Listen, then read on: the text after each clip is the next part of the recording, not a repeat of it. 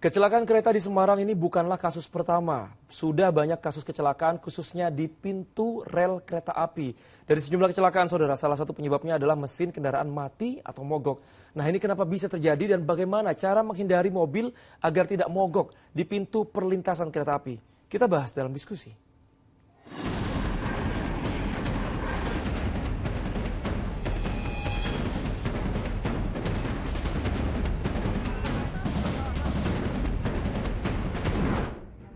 Di malam pas sebelum hari libur 1 Muharram, sebuah kecelakaan kereta menjadi perbincangan.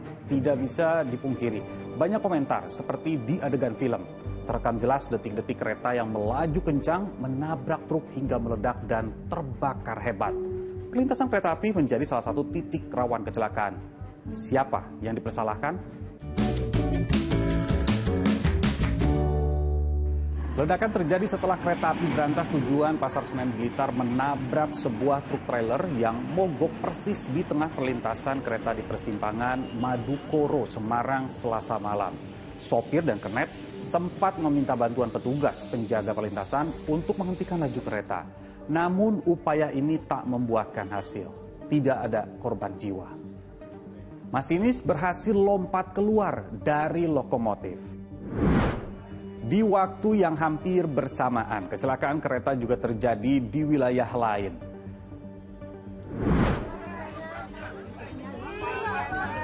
Di Asahan, Sumatera Utara, tabrakan melibatkan mobil pribadi dan kereta. Kejadiannya ada di perlintasan tanpa palang. 1 dari 2 penumpang mobil meninggal dunia.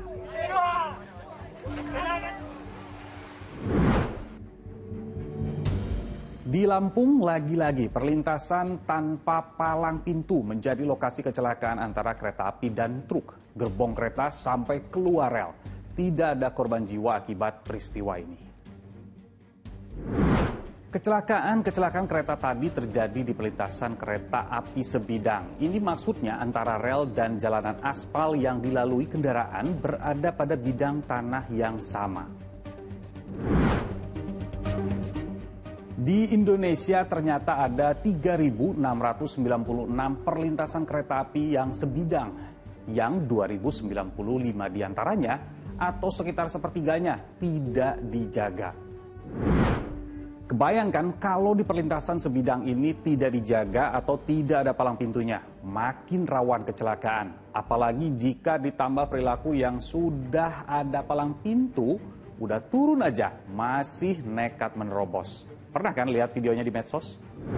Yang terjadi yang sering itu kalau sudah sirinnya bunyi bukan ngerem kendaraannya malah mempercepat ya. Memang di beberapa perlintasan sebidang itu masih ada yang konstruksinya kurang begitu bagus. Nah, itu justru berhati-hati. Kembali lagi soal kecelakaan antara kereta dan truk di Semarang Selasa malam lalu. Kecelakaan tersebut ada 2 faktor yang sangat mendasar yang dianggap memicu terjadinya kecelakaan. Dan ini sebenarnya kejadian tadi malam itu bukan rute untuk truk atau trailer. Karena di dekat itu ada pembangunan flyover, antrian cukup panjang di Jalan Nasional Jalan Lingkar di Semarang. Bisa jadi karena antrian panjang dia ngambil jalan pintas, gitu loh. Jadi mungkin sopirnya juga nggak paham lokasinya itu. Gitu. Ya, tabrakan terjadi saat truk mogok di tengah-tengah rel. Nah, beberapa kasus kita pasti pernah mendengar juga. Ada kendaraan yang tiba-tiba mengalami mogok di tengah perlintasan. Lazimkah kondisi ini? Lalu apa yang harus segera dilakukan? Sampai stuck di tengah rel akibat mesin mati ya dari medan magnet. Pertama adalah jangan panik. Yang kedua, segera copot safety belt. Yang ketiga, evakuasi penumpang. Kita jangan berpikiran kereta masih jauh atau sudah dekat atau bahkan nggak ada kereta, tetapi 3 hal ini harus dilakukan. Sama ini ada tipsnya supaya menghindari kendaraan kita mogok di tengah-tengah rel kereta api. Ketika kita melintas, orang bilang banyak yang hati-hati. Hati-hati di sini maksudnya adalah bukan pelan-pelan, tapi dengan penuh perhitungan. Perhitungannya seperti apa? Gunakan gear yang rendah, gear 1, kemudian jalan dengan momentum supaya ada daya dorong sehingga untuk menghindari stuck di tengah-tengah rel.